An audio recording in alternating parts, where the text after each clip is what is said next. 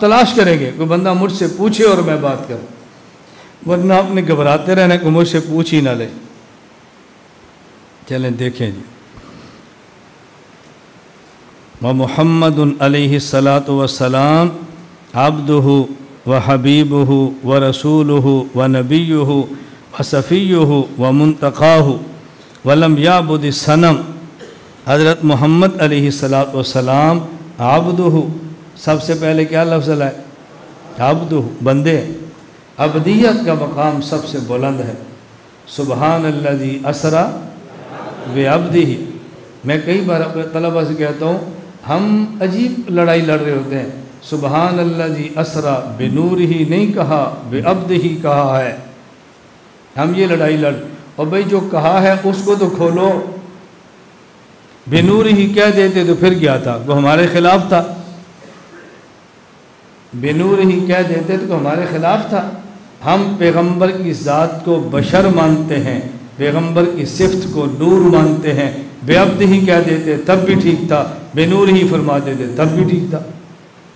بنورہ کہتے کو ہمارے خلاف ہو جانا تھا۔ اللہ فرماتے ہیں سبحان الذی اسریٰ بعبدہ من المسجد الحرام الی المسجد الاقصی۔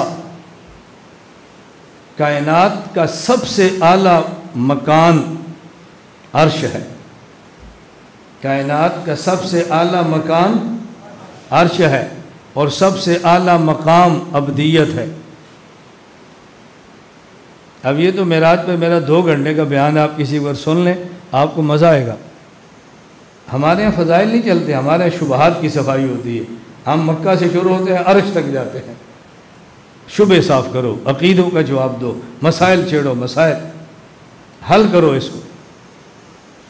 سب سے اعلیٰ مکان بولو عرش، اور سب سے اعلیٰ مقام اللہ نے فرمایا میرے پیغمبر عبدیت میں انتہا آپ نے کی ہے، اعلیٰ مکان دینے میں انتہا ہم نے کی ہے۔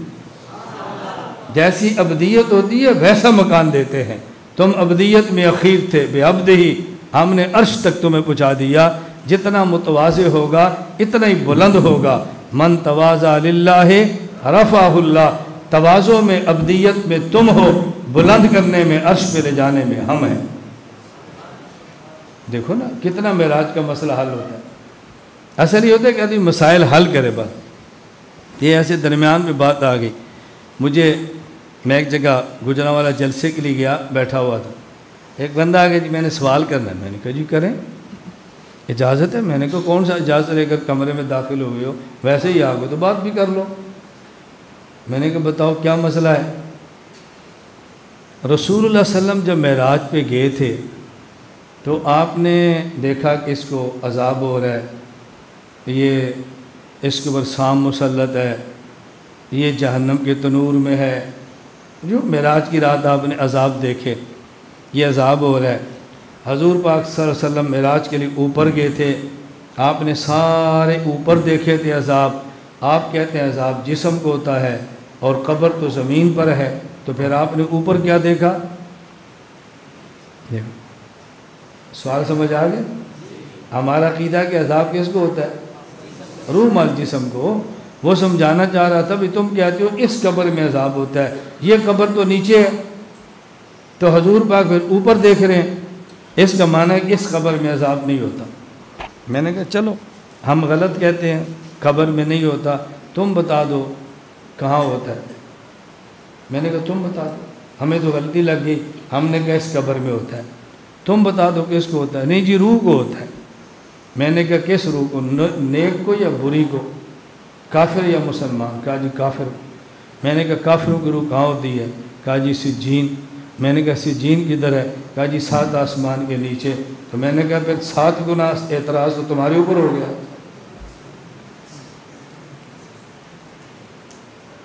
7 گنا اعتراض تمہارے اوپر ہے۔ ہم کہہ رہے ہیں زمین پر جو یہاں ہے، تم کہتے ہو سجین پر جو 7 سے نیچے ہے۔ اگر ہمارے اوپر اعتراض 1 مرتبہ ہے تو تمہارے اوپر 7 مرتبہ ہے، تم جواب دو پھر اوپر حضور نے کیا دیکھا تھا؟ چپ۔ میں نے کہا بس علم ختم ہو گیا، اتنا علم تمہیں دورہ تفسیر میں سمجھایا تھا وہ ختم ہو گیا، یہ نہیں بتایا تھا اس پر سوال بھی ہونا ہے۔ یہ ہے جی قرآن بہت آتا ہے سبحان، یہ قرآن آلو ہے۔ میرے کہتے جی بتائیں، میں نے کہا میں بتاؤں گا بھی، مجھ پر اعتراض اتنا ہے، تیرے اوپر اتنا ہے، تو جواب دے نا، میں کیوں جواب دوں؟ سمجھ آ گئی بات؟ پھر میں نے کہا بیٹا بیٹھو، سمجھو تیرا علم پورا ہو گیا ہے، اب سمجھ لو۔ پہلے یہ بتاؤ کہ رسول اللہ صلی اللہ علیہ وسلم نے جو عذاب دیکھا تھا کہاں دیکھا تھا؟ کیا جی آسمان پہ؟ میں نے کہا کوئی دلیل لاؤ۔ حضور مکہ سے مدینہ جا رہے تھے، راستے میں دیکھا تھا، اسی زمین پر دیکھا تھا۔ آسمان کی حدیث لاؤ۔ بھئی دو قول ہیں، آپ نے کہا دیکھا تھا، ایک قول ہے کہ اسی زمین پہ دیکھا تھا، تو سوال حل ختم ہو گیا نا۔ تو جب اس زمین پہ دیکھا تو سجین تو بہت نیچے ہے نا، تو ہمارا عقیدہ ثابت ہوا یا تیرا ثابت ہوا؟ سمجھ آ گئی بات؟ میں نے کہا اگر آپ نے آسمان پر بھی دیکھا ہو پھر بھی ہمارے خلاف نہیں ہے۔ مجھے کہتے جی کیوں؟ میں نے کہا آپ آسمان پہ دیکھیں، دیکھو میں اوپر بیٹھا ہوں یا نیچے بیٹھا ہوں؟ جی اوپر۔ میں ویسے ادھر آؤں، یہ دیکھو کیا ہے، میں نیچے گیا ہوں یا اشارہ نیچے کیا؟ اس کا کیا معنی ہے؟ ابھی کرسی کے اوپر آ گیا، حضور آسمان پر ہے، پوچھ رہے ہیں اس کو عذاب کیوں ہو رہا ہے، اس کو کیوں ہو رہا ہے، اس کو کیوں ہو رہا ہے؟ حجاب ختم ہو گئے، آپ حاضہ فرما رہے ہیں کہ میں حاضہ ربی پر بات کر چکا ہوں۔ وَلَمْ يَعْبُدِ الصَّنَمَ، رسول اللہ صلی اللہ علیہ وسلم نے کبھی کسی بت کی عبادت نہیں فرمائی، کمپرومائز نہیں کیا کبھی۔ مشرکین نے کہا تھا ایک سال ہم ایک سال تم، ایک سال ہمارا خدا ایک سال تمہارا خدا، فرمایا لا اعبد ما تعبدون بلا نعبد ما عبدتم، یہ کمپرومائز مجھ سے نہیں ہوتا، لکم دینکم ولی دین، اپنا اپنا کام کرو، کمپرومائز نہیں ہوتا مجھ سے، لکم دینکم ولی دین، اپنا کام کرو۔ اور ہم سے بھی کمپرومائز کی توقع رکھنے والے بھول جائیں، ہم سے کمپرومائز نہیں ہوتی۔ جو کرتے ہیں ہم ان کو تو کوئی اعتراض نہیں کر رہے نا، میں کہتا ہوں بھی ہم سے نہیں ہوتی بس۔ وَلَمْ يُشْرِكْ بِاللَّهِ طَرْفَةَ عَيْنٍ قَطُّ، رسول اکرم صلی اللہ علیہ وسلم نے پل جھپکنے کے برابر بھی کبھی شرک نہیں فرمایا۔ وَلَمْ يَرْتَكِبْ صَغِيرَةً وَلَا كَبِيرَةً قَطُّ، حضور پاک نے نہ کبھی چھوٹا گناہ کیا ہے نہ اللہ کے نبی نے بڑا گناہ کیا ہے۔ افضل الناس بعد النبی صلی اللہ علیہ وسلم ابو بکر صدیق، ثم عمر بن الخطاب الفاروق، ثم عثمان بن عفان ذو النورین، ثم علی بن ابی طالب المرتضی رضی اللہ تعالی عنہم اجمعین۔ نبی پاک صلی اللہ علیہ وسلم کے بعد اس امت میں سب سے افضل شخص ابو بکر صدیق ہیں۔ دلیل آسان ترین ذہن میں رکھ لو، آسان ترین۔ دیکھیں نبوت کے بعد سب سے بڑا مقام مقام صحابیت ہے، مقام۔ اب جس کو جتنا مقام صحابیت ملے گا نا وہ اتنا ہی افضل ہوگا۔ ابو بکر صدیق واحد وہ شخص ہیں جن کو قرآن نے صحابی کہا ہے، اور لفظ صحابہ کے لیے آئے ہیں، لیکن صحابی کا لفظ یہ صرف ابو بکر صدیق کو قرآن نے کہا ہے، اذ یقول لصاحبہ۔ یہ بات یاد رکھنا، اس لیے صحبت صحابیت ابو بکر صدیق کا انکار کفر ہے۔ یہ علماء نے لکھا ہے ابو بکر صدیق کی صحابیت کا انکار کرے نا تو پھر کفر ہے۔ کیوں؟ اس لیے کہ ان کی صحابیت قرآن کی نص سے قطعی سے ثابت ہے، جو قطعی الثبوت بھی ہے، قطعی الدلالت بھی ہے۔ بقیہ کی صحابیت پر اجماع ہے، احادیث ہیں، لیکن صدیق کی صحابیت پہ قرآن کریم ناطق ہے۔ نمبر 2، سب سے پہلا شخص جو صحابی بنا ہے وہ ابو بکر صدیق ہے رضی اللہ تعالی عنہ۔ سب سے پہلا کا مطلب جو بالغ بھی ہو مرد بھی ہو، ابو بکر صدیق ہے۔ حضرت خدیجہ عورت ہے، علی بچے ہیں، زید غلام ہے، ابو بکر اور بچے بھی تھے۔ ابو بکر صدیق بڑے بھی ہیں مرد بھی ہیں، یہ پہلا شخص ہے جس نے حضور کا کلمہ پڑھ کے صحابیت کا شرف قبول کیا۔ میں افضل الناس ہونے کی وجہ بتا رہا ہوں، باقی چھوڑ دو، ہم اعمال کی بات نہیں کر رہے، ہم صحابیت کی بنیاد پہ بات کرتے ہیں۔ نمبر 1 جس کو قرآن نے صحابی کہا وہ ابو بکر۔ نمبر 2 سب سے پہلا شخص جو صحابی بنا وہ ابو بکر۔ نمبر 3 سب سے زیادہ عرصہ جس نے صحبت نبوت کا اٹھایا وہ ابو بکر۔ نمبر 4 جس کی 4 پشتے صحابی وہ تنہا ابو بکر ہے۔ افضل الناس ابو بکر صدیق کیوں ہے؟ میں یہ سمجھا رہا ہوں، باقی باتیں بات کی ہیں، ہم اعمال کی بنیاد پہ بات نہیں کر رہے، قربانی کی بنیاد پہ نہیں کہہ رہے، ہم کہتے ہیں کہ صحابیت یہ کمال ہے، تو جس میں جتنی صحابیت ہوگی اتنا ہی افضل ہوگا۔ صحابیت کے کمال میں ابو بکر صدیق کا ہم پلہ کوئی نہیں ہے رضی اللہ تعالی عنہ۔ میں مطلب اور دلائل دیتا ہوں، پھر بات بڑی لمبی ہوتی ہے، یہ بات اچھی طرح یاد رکھنا۔ سب سے بڑے کمال 2 ہیں، ایک ہے کمال علمی اور ایک ہے کمال عملی۔ کمال علمی میں اصل نبی ہوتا ہے، فرع صدیق ہوتا ہے۔ کمال عملی میں اصل شہید ہوتا ہے اور فرع ولی ہوتا ہے۔ وَمَن يُطِعِ اللَّهَ وَالرَّسُولَ فَأُولَٰئِكَ مَعَ الَّذِينَ أَنْعَمَ اللَّهُ عَلَيْهِمْ مِنَ النَّبِيِّينَ وَالصِّدِّيقِينَ، یہ کمال علمی ہے۔ وَالشُّهَدَاءِ وَالصَّالِحِينَ، یہ کمال عملی ہے۔ کمال علمی میں نبی فاعل ہوتا ہے، صدیق قابل ہوتا ہے۔ نبی علم دیتا ہے، صدیق قبول کرتا ہے۔ اور کمال عملی میں شہید فاعل ہوتا ہے اور ولی قابل ہوتا ہے۔ توجہ رکھنا۔ اور صدیق اکبر کمال علمی میں یہاں تک پہنچے ہیں، اللہ کے نبی فرماتے ہیں ما سب اللہ فی صدری الا سببتہ فی صدر ابی بکر۔ اس حد تک کمال علمی ابو بکر صدیق پہنچا ہے رضی اللہ تعالیٰ عنہ۔ اور صدیق ایسی چیز ہے، مجھے یہ مسئلہ بڑی دیر بعد سمجھ آیا، بڑی دیر بعد ایک مسئلہ تھا جو بڑی دیر بعد مجھے سمجھ آیا۔ مسئلہ کیا تھا؟ میں 1994 میں افریقہ گیا، 1994 میں پہلی بار گیا۔ اس وقت میں 23 سال کا نوجوان لڑکا تھا 1994 میں۔ جب ہم زامبیا پہنچے، اب وہاں کیا تھی دعوت، گجراتی انڈین، وہ جب کھانا کھاتے ہیں تو پہلے میٹھا کھاتے ہیں، پھر روٹی سالن چاول جو بھی ہے کھاتے ہیں۔ جب انہوں نے وہاں رکھا دسترخوان پہ تو میں نے میٹھا نہیں کھایا، میں نے پہلے سالن کھایا، روٹی کھائی جو ہماری ترتیب ہے۔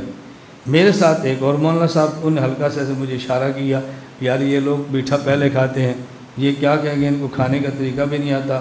میں نے کہا ہم سمجھیں گے، ان کو نہیں آتا۔